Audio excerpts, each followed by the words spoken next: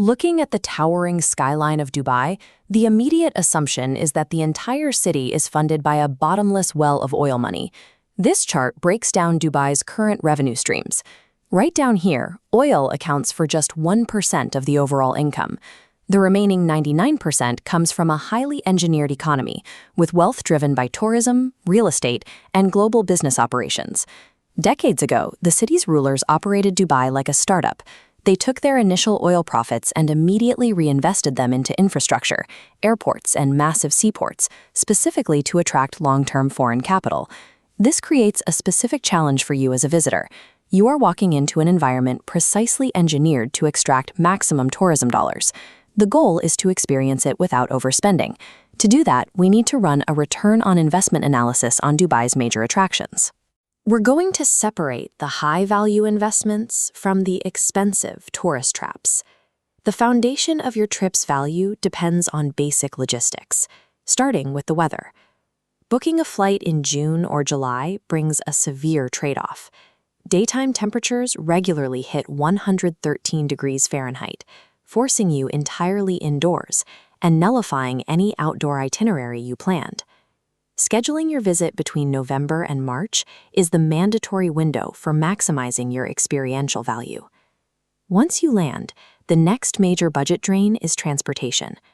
Dubai is massively sprawled out, and relying exclusively on taxis will eat through your capital quickly. The optimal alternative is securing a Knoll card and utilizing the city's driverless metro system. This network is fully integrated into the highest density districts, allowing you to move through the modern skyline for a fraction of a taxi's cost. Locking in these two logistical inputs, travel dates and public transit, slashes your baseline costs by over 50%, freeing up capital for actual experiences.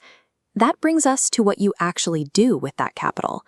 Dubai is known for its ultra-modern, premium-priced attractions, the engineered spectacles. Take the Burj Khalifa observation decks on the 124th and 148th floors. The ticket costs are high and the crowd density is intense, but they provide a topographical view of the city you cannot find anywhere else.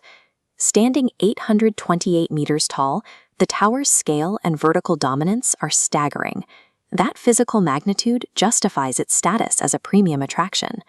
Then there's the Museum of the Future.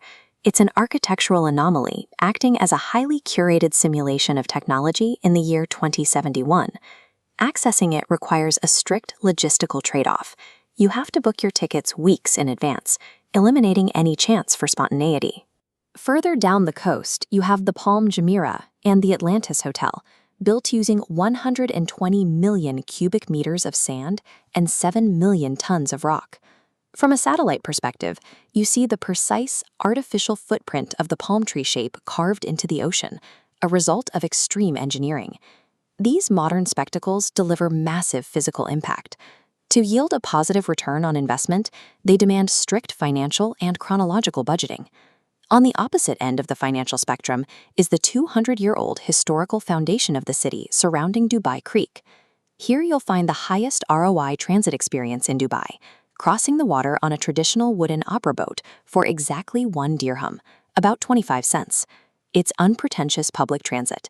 You sit on the wooden deck alongside other passengers, providing a functional contrast to the modern skyline in the distance. A short walk away is the Al Fahidi Historical District, defined by the architectural ingenuity of the traditional wind towers. These structural openings were designed to catch passing breezes and funnel them downward, acting as a natural zero-electricity air conditioning system for early inhabitants. Crossing into Daira brings you to the spice and gold souks. It is an intense sensory environment where the best prices require aggressive haggling. The gold souk displays an incredible volume of inventory under strict government purity regulations, with storefront windows filled with massive, dense gold pieces. Old Dubai provides the deepest cultural immersion for the lowest financial input. These historical districts ground the city's modern identity in its original 200-year-old history.